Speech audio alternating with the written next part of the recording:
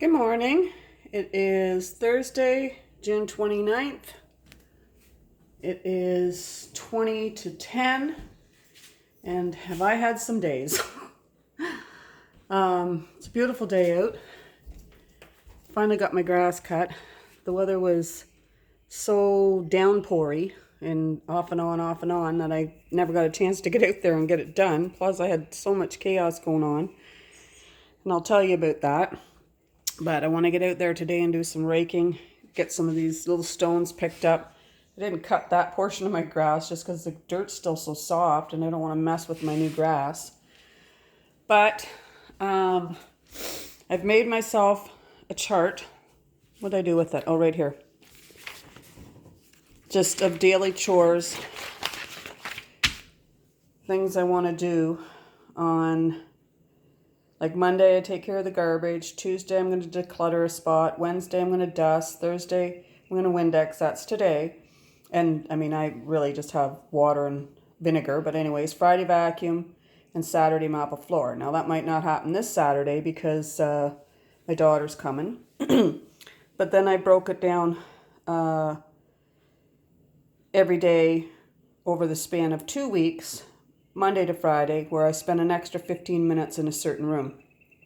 And then I want to get outside every day I can and get work done out there. Plus, I'm working on getting this house ready for sale, and I want to do my garage.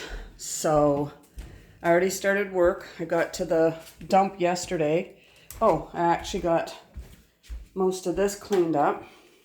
Ouch. Put a rug down here just to be able to wipe my feet when I come back upstairs. I had this rug. I was using it as part of the barricade for Tippy, but I don't have Tippy anymore. It was quite a dilemma. So these are going to go to the metal drop-off, and I figure I can get them up. They're not that heavy. I'm going to get them in my trunk to go. I'm not exactly sure when, but going to work on that. So I have a Tippy story. Everything was going very well with Tippy and I until Friday. And then she started to act erratic and was meowing and screaming, and I thought she was dying. I thought she had that UTI because I couldn't find where she was going in the litter a little bit. And then she'd act okay. And then she was crying and screaming. And I thought, oh my gosh, what have I done? What have I done? Okay, this bench, what I want to do today is I want to clean that top shelf. Just get some order going. And I'm going to do a shelf at a time. I have actually cleaned these two shelves off. I've got a pair of running shoes I'm going to throw in the garbage there because I've got so many old running shoes. I keep thinking I need them for, just in case. But I got to start getting ruthless. So, long story short, by the time Tuesday rolled around, when the shelter was back open, and I almost went to the vet with her on Monday, but then I was so distraught because vet bills, they're so expensive. And I did not expect that within a week I would be, taking this cat to the vet. And I was beside myself and I was feeling so bad for her. But I couldn't figure out what was wrong with her. I couldn't figure out if it was just wrong behavior, like, erratic behavior, or what was going on. And when I called them on Tuesday, they said, oh, she's in heat. And I'm like, what? How can she be in heat? She's spayed. And they said, no, she's not spayed. And I'm like, it says on my paperwork, I asked for a spayed cat. And my paperwork says that she's spayed. And then they kind of did some digging and found out that Tippy was not supposed to be put out for adoption. Tippy was supposed to go to a foster home until she came into heat and they could spay her. So a big miscommunication. And I'll tell you, the shelter bent over backwards to help me. So they made an appointment for me, 8 o'clock yesterday morning. And like I said, but I can't find that she's peeing and pooping. Like I was looking down in the basement, because this is where she kept going. She'd go down there and she'd meow and meow and yowl and yowl and scream. And then she wasn't settling down. If she did rest at all, it was in my bedroom on the chair. And I'd be tiptoeing around the house because I wouldn't want to disturb her because she seemed so unsettled. I can't believe that this happened.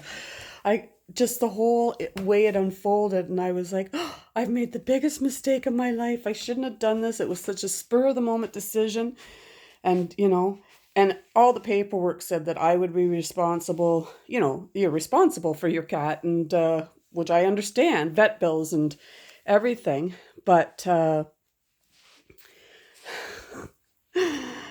I just didn't expect in a million years that the cat would be sick within a week. But the cat wasn't sick. The cat was in heat, and they had made a mistake. She was not at that time supposed to be adopted out.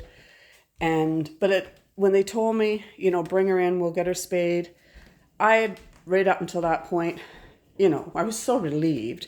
We still had, she was doing this all night long, every hour on the hour, going down to the basement and yowling and screaming and carrying on. So we'll go back out into the garage and look a little bit more. I want to get my story in.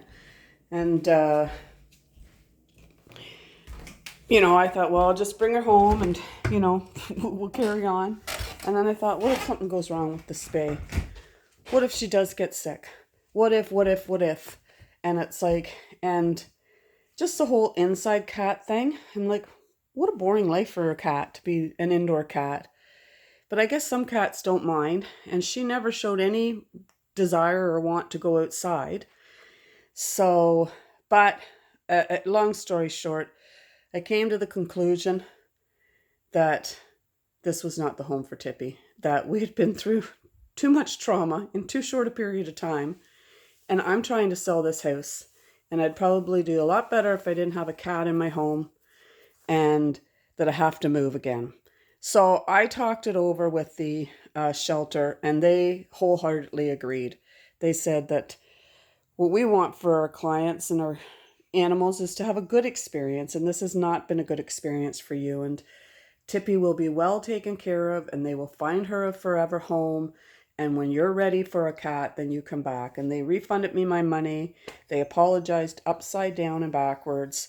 They felt terrible about the miscommunication that occurred, and said they obviously have some holes in their system that need to be fixed, and said that nothing like this had ever happened before. And they're just so sorry that it happened to me because, I kind of spilled the story about losing my husband and, having the cat that was his, and then realizing that, he got the cat for me for a comfort. I don't know that he really did that, but it felt like that after he died. And, I was so comforted by the cat, and that I loved this cat so much. And, and then Rascal with his health issues and finances that went into that.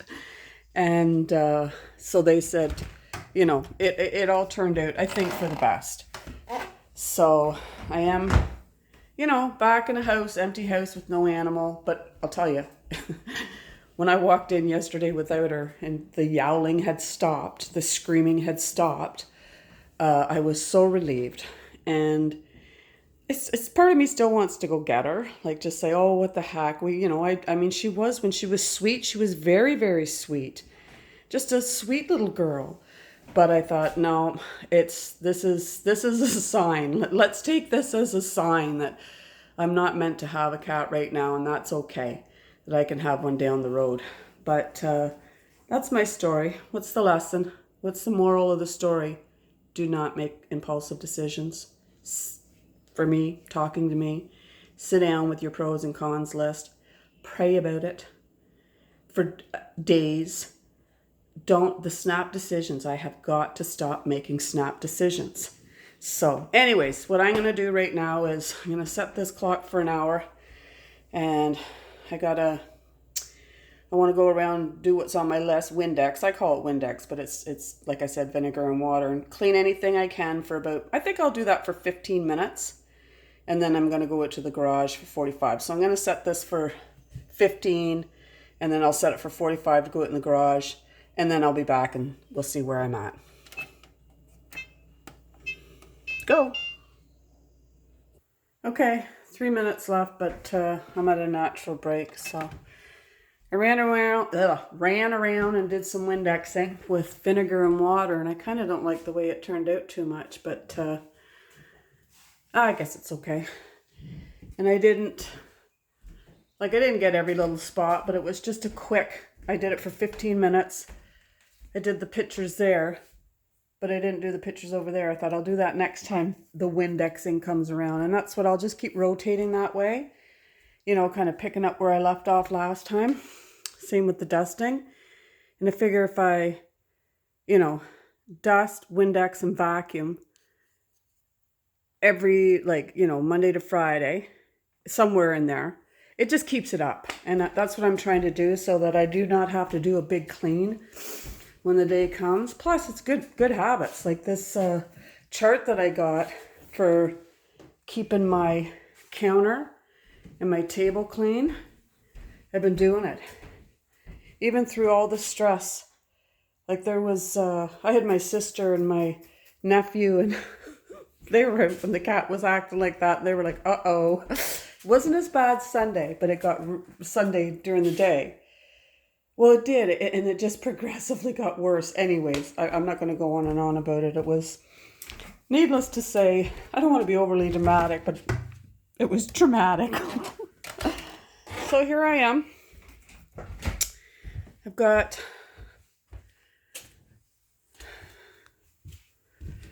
those are Honda Civic parts. I'm going to try to get all car parts and that over to the other side in bins. And this is all going to be tools. And I'm just trying to put like things with like things and, thin it out. I've got a bag of garbage, and I'm actually working on this, which is the socket and whatever you call it, ratchet and socket kit. But it was left open and it's caked and with grime and whatnot. And these are the things that go in it. That's from the one side and that's from the other. So I know it seems a little excessive, but I don't want to put tools back in there in that dirty thing. So I'm going to wash it up. And my plan is to get all these kit things because they're kind of spread around. You see them. I want to get them all on one shelf and then work at getting my boys out here, seeing whose is whose, and because stuff got left behind. And like I said, I've had sons move back in and out, and most of this is my husband's and my youngest sons because they're the mechanics. So, although I think this big chest is my oldest son's, that he bought it, and I don't know, did he buy it when he was here? I don't know, but I got to figure all this stuff out. But I want this garage kind of in, so you can view it and get rid of the garbage so I'm not digging through stuff. And then I've got all this, hazardous waste kind of stuff. I got to decide if anything's usable because there's stuff in here that, got left out over the winter. So unless it doesn't freeze, it's probably useless from freezing and thawing. So all that kind of stuff. So anyways, I'm going to finish this. I'm going to clean that thing up. As long as I get this top shelf done, this one, I'm happy. And then next will be this. But what I'm going to do is I'm going to give myself another 30 minutes. That's probably all I'm going to do on it today because I want to get outside. And I want to start raking my yard and getting some stones picked up and all that business. So, and you know what? I'm making progress. Part of me is I'm making progress. And progress is progress. So let's set it for another 30 minutes. And then I'm done that for the day. Here we go. I have no idea how long this clock's been going off. I came in the house and it was dinging away. Made some progress. Now I did this with my garage door open, but my neighbors are out across the road and they'll think I'm nuts. So that's a big improvement. I think this toolbox is my youngest. But anyways, I'm trying I haven't even started that one yet. This one, just odds and ends, like things like this, like that might be important to him. That might be some critical motorcycle part, but really, if he hasn't got it yet. But he does have the bike over there, and he does come here and work on it on occasion. And yeah, this thing, what a pain that was. Getting all the little pieces, and it seems to me like we have some extras, and like a door. I went to close it, and all the top pieces fell down. So this is a partial set. Anyways, I'm going to get a piece of cardboard to tape over there. The front, like that, and then try to close it. And I'm not going to do that now. So, because I'm happy with the progress that I've made, like I've got, this is all, I'm pretty sure this is to do with the air pig. Which I think my son has, or it's over on the other side. Pretty sure that's little things for the nozzles and whatnot. Just different scissors and protractor, whatever you call it. This thing. I haven't seen one of these in years. So to make a circle, which could be handy. And then this little guy to make a spark. I mean, he might want that. And my line for my weed whacker, and just that's all nail staple gun stuff. This is who knows what. That's why I'm putting these real odds and ends in there, and things I have no clue what they are. Sandpaper of different kinds, because he paints, when he's working on the bike and that, he might be painting, and you have to have a certain grit and all that business. And then this old snow brush I'm just using to wipe everything off. And that's like nails and stuff like that. Trying to keep like with like. And then this is just, like, this is a plug outlet that could go on the outside of the house in a package. Either my husband or my son bought that thinking they'd do it, and I don't know if it is done out there. And that's just toilet bowl covers, but still in the package, and I'll make sure mine are in good shape. And you never know if you need those things, but I know I should probably throw that out. But anyways, enough progress for one day. I am going to finish that today and get it closed. And I did decide that I should put all the tool kits right here, because this is where the tools are.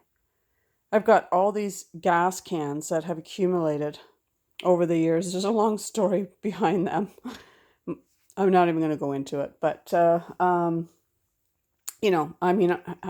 well, we have a generator, so sometimes you do. That's why we have so many, is because we have a generator, and then if you need to load up on gas, you've got gas cans to do it. So and only one has gas in it. And all this hazardous waste, it's not that bad really, because I did go through this when my husband was alive, and it was a disaster out here, and I just started to pack away, and that's what I'm going to keep on doing, is just pack away. But I want to I called the large ticket item. They're coming to get that on Tuesday. And this dresser, I'm not 100% sure what I'm doing with. I'm either going to give my cousin's daughter a call, or I'm going to dismantle it and use it for the wood. I'm not sure. I haven't made a decision on that. And, this is just normal garage stuff, like recycling. And I've got all these recycle bins, but I'm keeping them because I'm cleaning and I'm using them to load stuff into, to take to the dump. So, and then bring them back and load it up again. So, and I got some green waste over there that's got to go because I missed the green waste day, but I can take that to the dump. And some lawn chairs, those What do they call them? Oh, what's the word? Like I can't remember. But anyways, lawn chairs. And they're good ones. I mean, they're old, they're faded, but they're perfect working order. So, and bike stuff and all that business. Anyways, like I said earlier, progress is progress. Um, just gonna keep going. Where are we? We're June, end of June. I'm hoping to call I'm hoping. Well, we'll see what's going to go on. July and August, I'm just going to keep doing this. And then September, I'm going to start making some decisions. And hopefully I have a job by then. And we'll see how it goes. So anyways, I hope we learned some lessons today. And from what has happened, that, don't make impulsive decisions, and progress is progress. So hope you have a great day. Bye now.